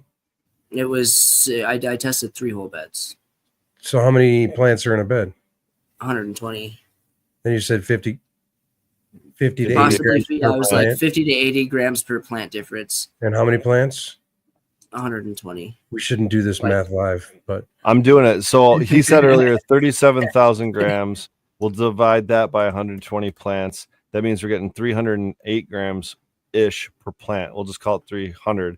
And we subtract 50 off that. We're now getting 250 because we're running LEDs. Yeah, this is where the math gets sketchy. It's pretty high. What's 1/6 in terms of hundredths of a percentages? don't do it. I'm not going to do it. I have to use the calculator for this. I'm like, it's Friday but night, like I'm not doing math. 16.6% difference. That's a huge drop. Like Tyler said here, though, and like we said, you got to start knowing things about LEDs. You got to start knowing about their intensities. You got to start knowing about their coverage. You got to start knowing about how far off the plant you really should have them, PPFDs. And then a lot of times when you're running an LED, God, I used to say this so fucking eloquently. When you switch to LEDs, the temperature and the humidity have to be different due to leaf temperatures. Adjust your differences. You're not getting the radiation. Yeah, so you've got to have pretty much completely different environments. Therefore, if you're testing side by side in the same environment, which we did, and again, it's just the first rudimentary test. I don't think we're going to have as big of a problem because it's supplemental lighting. I think if it was more of a singular light source, this might be more of a conversation. But because it's supplemental, I'm not too concerned with it as long as we run the right lights. Right. Yeah, and this is kind of my biggest take. Yes, sir. Oh, I'm sorry. I want to hear what your take is, but if I'm running 1,000 watt HPS here and I'm running a 300 watt LED here, that light penetration obviously is not going to be anything close to what the HPS is. The heat we just talked about with the leaf temperatures and everything. But then my thought is, well, maybe they thought about this, so they've dropped. They've dropped the LED. They've dropped the LEDs down, right, to get because you could get LEDs a lot closer, like fucking feet closer, right? 6 inches. But then now what? I've got these massive LED panels blocking out all the cross lighting that I would be otherwise benefiting from with HID. So it's like if that's the case, right? We're like double downing on the negative and making this test look real bad. So I don't know why I'm still leaning over here. I'm not. Yeah, a lot of people aren't using necessarily big panels. anymore. Especially A lot like of bar lights and stuff. the science that I have here are just bar lights with lenses and whatnot. So they're much more. I think mine are what, a 6 inch, not even, about a 6 inch strip. And it covers. They're Isn't pretty. it Gavita that makes the actual high ceiling replacement LEDs that are meant to be a believe 1-to-1 so. replacement? Yeah, So, I like, believe so. So that you 7 can watts or keep something. the high So, mount, and they're just, I mean, you're throwing a lot of power. You're throwing a lot of lumens out. Yeah, and at what point? I mean, that's when he's really got to start talking numbers, especially in the commercial market. Is it worth making the change? And if this is a regulated and mandated thing, I mean, that's a whole other story. I've got a choice, yeah. Yeah, right. But at what point in time is it more efficient or not? And if it is supplemental? There's some variables. To Fagroli's point, it's supplemental. You don't want to be blocking your sunlight, your primary light, so you need them high mounted, and maybe you can stagger, since it is just supplemental. So replacing everything. Yeah. Okay. Gonna get. I mean, if you're high, you're gonna get that again, supplemental. So yeah. Absolutely. We're always high. Yeah. It's interesting in a greenhouse because you got a whole lot of different challenges, different variables. Mm-hmm. Yeah, that was one of the big things I liked about light. That was one of the things I liked about processing there, was that it was, for the most part, sun grown. And I mean, that's a very significant variable in my world. Yeah. Yeah, you grow a crop indoor and you grow a crop outdoor, and it's going to be really, really hard to beat that outdoor. I mean, I've seen plants express themselves so differently outdoors that you wouldn't even consider the same strain if you didn't pinch them and smell it. Agreed. Colors, stacking, just the bush first stretch. It was, what is happening? It's like, this thing looks way better outdoors. Some of them scared me. I mean, you guys have seen videos and pictures and whatnot, and some of them have scared me as wide as they've grown, and sometimes as breaking stems just because the buds are so big, and having to have 4 million fucking yo-yos hung up in your greenhouse just to take care of all the shits. I grew a lime skunk so big one year that I'm just like, I can't even manage this. I'm just letting it go. Like it's too big for me. I mean, I don't like. I can appreciate what Mendo Dope has done and what they're capable of doing. Okay, and it's fun to do that. It's too much work for me. It's a lot of fucking work, dude. I started going from the taller plants to just going wider. So I would top them early, and I would put a cage out and scrog it, 360 out of a fence essentially, and then I'd have 2 or 3 or 4 fences wide. So I'd have a bush. When I'd have to harvest it, I'd have to harvest it in layers. I'd have to go around and harvest the exterior, remove that fence, then go in and harvest it to the next fence. It's a lot of work, but I mean, that's where you just can't beat an outdoor grow as far as turning it into rosin, whatever the fuck we want to call it here, not hash. But anyways, the oil production I've found in all of my studies is far superior in an outdoor / I mean, I've always considered my greenhouse an outdoor grow. I know it's inside of a plastic greenhouse and filtered air and whatnot. I took care to make it as nice as possible. But to me, it was still an outdoor grow. It's still under the sun. So I think just there's some stressors there that come into play that we're not exactly familiar with, Yeah, for sure. And I think a greenhouse, if indoor is breakfast and outdoor is lunch, greenhouse is kind of like brunch. It's somewhere in between. It's not perfectly outdoor. It's not, it's not nothing but eggs and sausage. You might also get a weird chicken and waffles in there or something. It's like, I don't know what I'm eating now, but I don't know. I think it's personally, I just wish we could all grow in greenhouses, like unfettered and without, fear of thievery or Right. anything. I just wish it was common enough that everyone could have a greenhouse full of whatever. It doesn't have to just be cannabis. You know what I mean? Maybe I want to grow some fucking cucumbers because I suck at growing cucumbers, but I guarantee you, if I fucking put cucumber plants in my fucking grow room right now, I'd have some fire cucumbers. It's because like I can control that environment. I know what I'm doing. That's why we're doing the big ass greenhouse. Yeah, well, it's funny that you say that because not in our facility. Not only do we grow cannabis, but we grow tons and tons of vegetables inside our beds too. Makes great FPJs, plant nutrients for us in the long run. But yeah, dude, we'll do eggplants, we'll do tomatoes, we'll do herbs, we'll do we got banana plants. We got banana tree, aloe vera, you name it, man. We got the pomegranate tree, avocado tree. So we definitely do a wide range of all kinds of stuff. So using that avocado for the avocado tech, or I don't know much about that, but the leaves of the avocado, the leaves of the avocado tree are nutrient rich. And makes fantastic nutrients for soils. Pedro or Superior, maybe Superior. Can you, because Pedro's taking a dab, are you able to explain like Cliff Notes or Spark Notes or whatever version of avocado tech to Genome? Do you know enough about that? No? Do you know what that is, Pedro? And I have no idea what you're talking about. Is this like a forbidden technique? I have no idea what the fuck you're talking about. Nobody knows the technique.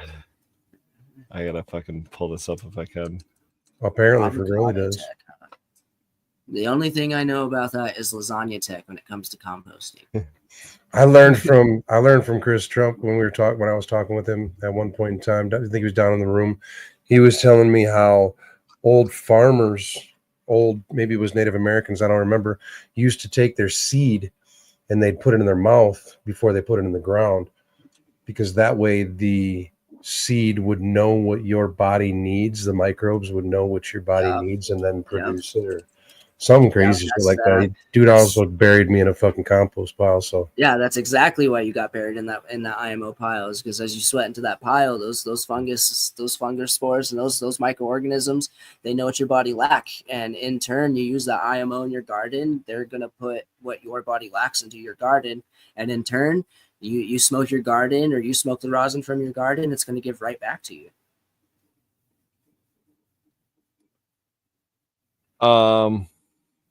Okay, so I found the podcast. It was from February 9th of 2022. I'm trying to let me see if I can pull it up on YouTube. It's why is that not showing up? Like, was it us talking about it? No, it's Michigan Bros Grow Show. Sorry, I'm typing and trying to do this at the same time, but I believe it's episode 131. I'm trying to see if I can pull it up on our channel here, and it's from, what did I say, February of 2022. This guy named Blue of Green Tank. That would have been, 3 years ago now? He walked us through. Man, these are not organized. What is happening here? Oh, I'm in the wrong section. That's why. He walked us through this technique that he, I believe, created called avocado tech. And essentially it's, cutting an avocado. This is the very short and skinny of it. It's kind of cutting an avocado in half and filling it with things that worms would like to eat, and encouraging those worms to go towards the avocado at the top of the soil to consume that and put it throughout the soil. I'm really bad at explaining this because I've never done it, and I've only had this conversation. It's obviously been a long time, but there it is. Found it. So I run this channel now, so I am pretty sure I can share this without any regard for any sort of copyright strike or whatever. So I don't know about that, but we put avocados in our fucking worm bins. So that up there is blue-green tank. I'm really hoping maybe we can find a picture, a screen share, or something in here. Because I just Googled it and not much came up. There we go. Maybe. Yeah, maybe we just pull up his Instagram. So yeah, you just talking about an avocado tree is what sent me down this rabbit hole now that we're on.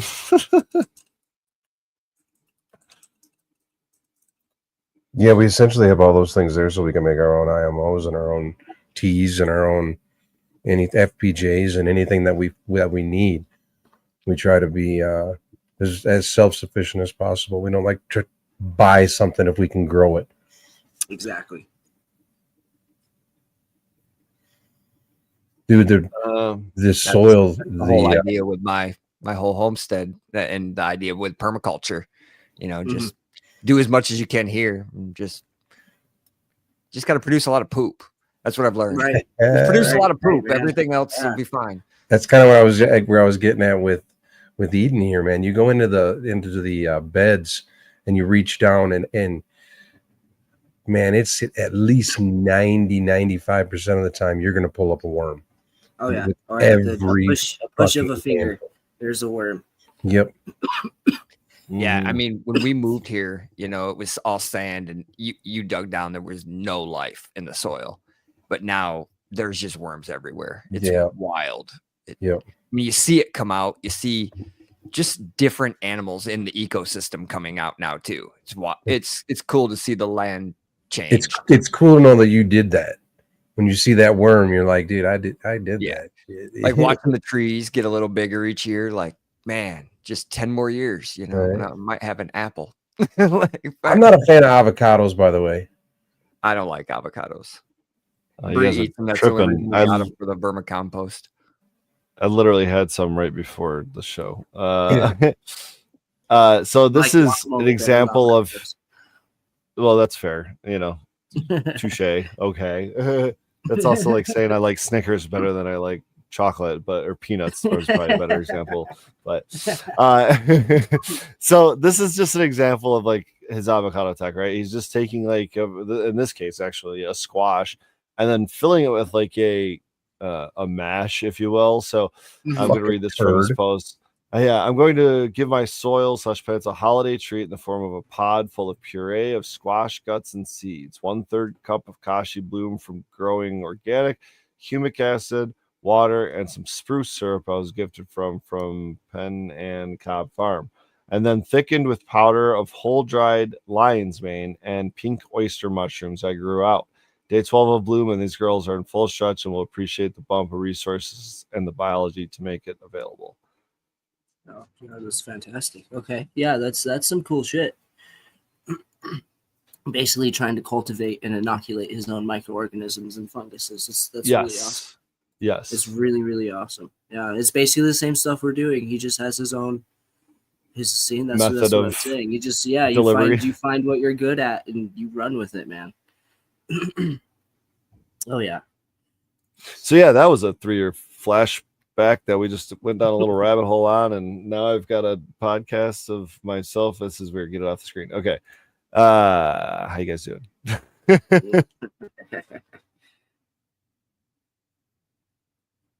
I'm wrecked, man. I gave Genome and I took a fucking edible.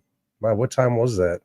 10 o'clock? Dude, it was like 10. It was not even lunchtime. 11, not even lunchtime? Yeah, not even. Took an edible. And I'm fucking still wrecked, dude. Yeah. I can feel the whole day just fucking rushing up to me now, I can feel that couch rushing up to me right now. Yeah, my legs are so heavy right now. Well, guys, I think that's what I'm gonna have to call it. I really appreciate the time that you guys took to have these conversations with me, and the opportunity was absolutely amazing. Yeah, we appreciate you coming on, dude, especially such late notice like we just had, and talking out in the street at work and making plans. So yeah, I definitely appreciate you coming on. It was definitely a conversation I wanted to have for sure. Hell yeah. It's good to Thank hear you your guys so side, much. man. Yeah, Thank I'd you love to guys. continue it in the future, man. Sounds like you got a lot going on there and a lot of experience to share with this. I appreciate Yeah, it. absolutely. I'd love to be back. You guys just let me know the time and the place. I can do that. All right. Thank you guys so much. Be good, Cheers, man. brother. All right, bye. All right, guys. Well, you got anything to plug going on this weekend or upcoming week or anything like that? I mean, we just had obviously the Peli Pilar, as I heard him say. I was Yeah, like, right. oh, have I been pronouncing it wrong? Fuck. We got to hear Finally, it okay, multiple Philippe times Pilar. correctly. Okay. Now I know. That's good to know. I know it's gonna take me forever to get it right, though. I'm gonna, it's like habits, bad habits. Well, I'm getting ready to, in a couple of weeks, to go down back home, I guess, to Wisconsin for a family trip. But other than that, no, man, still, I guess the cold room is getting really close to being done. Still Nice. probably will be the end of the fucking month, honestly, because there's just so much detail that goes into stuff that, yeah. But Well, now's the time to do it though, because you know Yeah. damn well you don't get to do it later. That 100%. shit Yeah, tear down. retrofitting sucks. Well, I tell you what, I'm going with the small space. We'll see what happens. I'm gonna try to keep the details down to down the low, but I'm gonna let everybody know how small of a space you can do this in. Cool. That's awesome. That's all I got, guys. I'm good. Spear? Nope. Had a good time at the Pele event. We ended up just hanging out, smoking a lot of hash. That was a long day. That was a lot of hash. It was. I appreciate you coming down. I know it's a long drive and you don't do it often, but it was really good to spend some time together. Just Yeah, no, it was a lot of fun. Got to see the kick-ass drone. Thing's cool as shit. That was fun. Got some good footage. Excited to share that. We'll be dropping a video probably on Pelly's channel, I assume. Kind of up to him when he wants to kind of release all that. But I was hoping to get some kind of further editing done. I've just been on the road. I haven't been able to since earlier this week, and maybe share like a little teaser tonight. But if not, if he doesn't release it by next week, then maybe we'll share a little teaser next week because little it sneak was fun. peek. Yeah, a little preview pops. There was All a right, lot guys. of good people there. Got to see some cool Yeah. stuff. Got a new toy on the way. So I did find the neat little toy that we saw there on the sesh table. So I have a new. Do you know what I'm talking about? Cleaning the banger. Oh, did you? I found it, so I ordered one. Awesome. So we'll see. I've just been using. I don't think I have it handy. No, I don't. But I've been using the ever living crap out of his little dab tools, dude. Those little stainless steel, paper thin dab tools that he's got his little name printed on and everything. I grabbed a handful of those suckers. I'm like, I'll put these things everywhere because I'm always forgetting where my dab tools are because I use my dab tools like for packaging, right? Like I just have packaging dab tools and I use those. You're talking about the dabbing. It's business really what I card, do. right? Well, yeah, that's from the cannabis attorney, but Pelly had his own little paddle dab tools, dude. Oh, right. Okay, yeah. Yeah, they those look are like little awesome. wash paddles with his logo on the handle of it. The bottom's got the little holes in it and everything, dude. It was pretty amazing. I'm like, I know I have one on my desk in front of me, but I can't find it. Yeah, I know. I thought I did too, but it's just a hex key Allen wrench for some reason. I've got one of those there. I probably got one of those too. That's probably what I used as a dab tool not long ago. All right, guys. Make sure you find us at the show on Spotify, wherever you get your dang podcasts. We'll see you guys next week on YouTube, X, and Twitch. Have a good night, guys. Take care.